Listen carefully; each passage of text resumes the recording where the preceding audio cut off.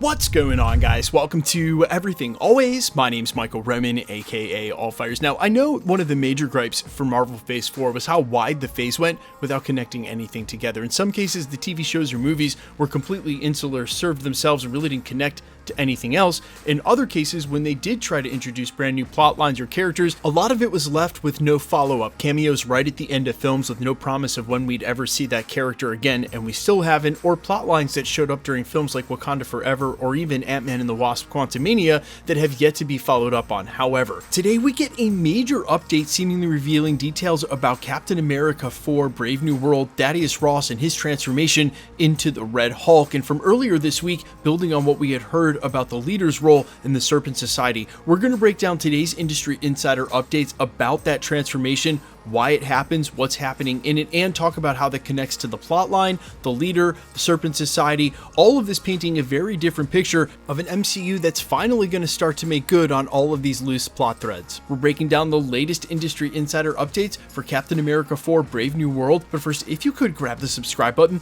We do daily Marvel content at the channel, and that's all we do. Everything from official Easter egg breakdowns, trailers, and reviews, to the occasional industry insider report and everything in between. So if that sort of thing's for you, hit the subscribe button, leave a comment down below. That will automatically enter you to win our ongoing PS5 giveaway. The next one is right around the corner to coincide with Loki. Again, all you got to do, be a sub, leave a comment on this video if you want, stick around to the end of the video. We get into all the giveaway stuff again there. Okay, so I am going to issue the lightest of spoiler warning here. If you want to go into the unknown not known, and somehow you've made it this far without knowing what actually happens to Thunderbolt Ross or why Harrison Ford would have signed up for this role in the first place and this late in the game. So again, this would be your chance to back out, but it's pretty much confirmed by one of the set photos we saw where Harrison Ford was wearing enormous shorts that the whole reason he signed up for this role was to mocap and eventually turn into the Red Hulk. Today we get a huge industry insider update, this coming from the Twitter scoopster Can We Get Some Toast, and while we tell you guys to keep this in rumor mill territory or take it with a grain of salt, keep in mind these industry insiders have quite the track record, so these are treated with a lot more reverence.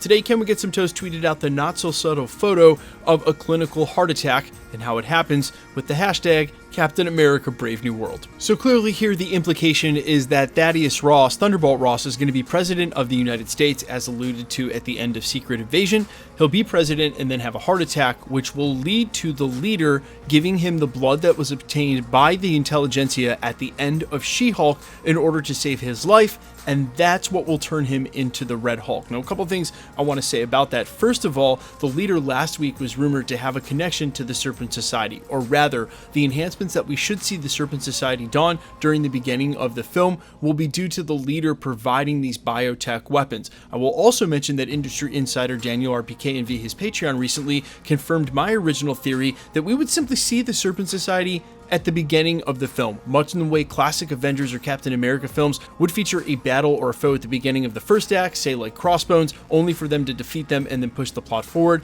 That's exactly what's going to happen here, so don't look to the Serpent Society to be a major player in the film. That's what we had speculated before, really just more establishing where the intelligentsia is at, and then past that, where the leader is at with his biotech technology. That's how he's going to be able to make this happen in the first place. And while on face value, I think it may be a little tenuous to explain how in the world the leader is working side by side with Thaddeus Ross. Remember, Thunderbolt Ross has spent most of his time in the MCU fighting super villains like the Abomination and superheroes like the Hulk and the Avengers alike. He's not usually working side by side with them, and especially not a super villain like the leader. I think this all speaks to a much deeper subplot and what's been going on basically since Phase 4, and this is what I alluded to during the prologue about them really starting to tie up a bunch of loose threads and all at once. If you think about it, what we see in Captain America 4 Brave New World might actually tie into at least 5 or 6 projects from the beginning of the multiverse saga. What we saw with S.W.O.R.D. and their control over Vision during WandaVision, what we saw with Vale and USA Agent at the end of Falcon in the Winter Soldier, that'll be continued through to the Thunderbolts. What we saw during Wakanda Forever, which wasn't fully explained but seemed like a governmental search under the ocean to obtain vibranium. What we then saw in the most recent Secret Invasion, and while the question mark sort of remains open on what the government's ultimate plan or plans was with harvesting all of that DNA,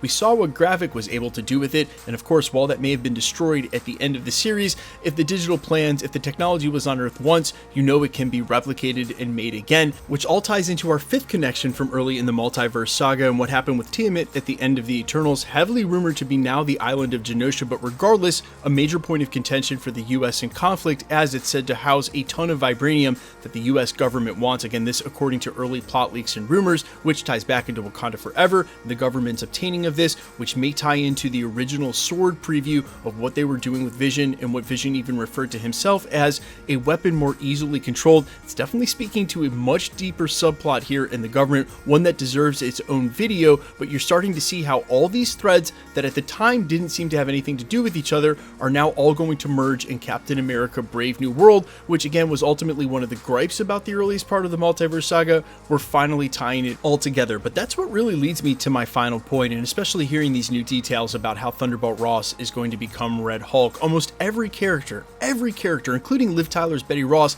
has been rumored to be coming back from the original Hulk film. Of course, not Edward Norton, but you would expect Mark Ruffalo. Except that's just it. In all the plot leaks, the rumors, the cameo confirmations, we haven't heard anything about Mark Ruffalo showing up as Bruce Banner. And while you could expect Captain America 4 Brave New World to focus on what's going on with Sam Wilson, continue his story from Falcon and the Winter Soldier, and then ultimately have him fight the Red Hulk in Act 3, it's hard for me to imagine a world where this film doesn't also feature the Hulk versus Red Hulk, and at the end of it, it's hard to see how in a film this overpacked with cameos from supervillain groups like the Serpent Society to something like Tiamat being Genosha with vibranium, how they'd even work that in and then still focus on the story that's meant to be Sam's in and of itself. I'm just surprised at this point that we haven't heard anything about it. Which, coming from the same industry insider and just days ago, can we get some toast tweeted out? What happens when Hulk gives into all the rage that's been brewing, apparently from the Savage Hulk as he's been in Professor Hulk form?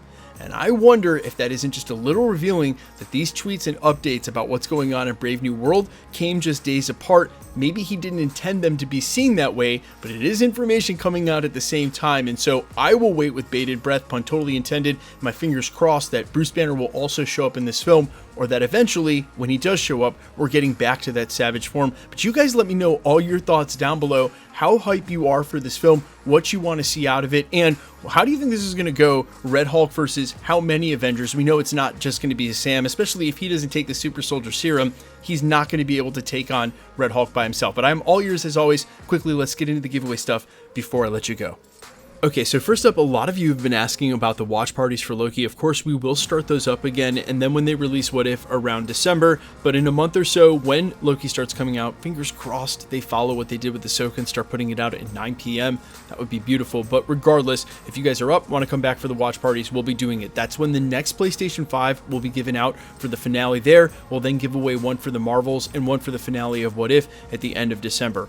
All the same rules will always apply because we'll be doing a comic book giveaway all the way through October during Loki as well. Again, same rules. All you got to do, be a subscriber, so hit the sub button, then leave a comment down on this video because it's truly random. The more videos you comment on, the better chance you have of winning. All winners will always be announced at the end of videos during this segment when there is a winner, live with my voice in the comment that one shown on screen. So please be safe, be vigilant on my platform, any others. We haven't seen the scammers in a while, but please remember never to give out your information on a third-party app, and please be safe any platform that you're on. Anybody can claim that they're a content creator and you've won a prize, and I assure you no YouTuber is ever going to ask you for shipping if you actually win a prize from them. My name is Michael Roman. You can find me in a couple of places, Instagram and Twitter at I'mFires. You can also find me on Spotify, YouTube, Amazon, Apple, iTunes under the name Allfires. And while I sincerely appreciate you checking my music out, a lot of you already have and have been super supportive. I cannot thank you enough. Thanks for checking that out. Thanks for checking this channel out.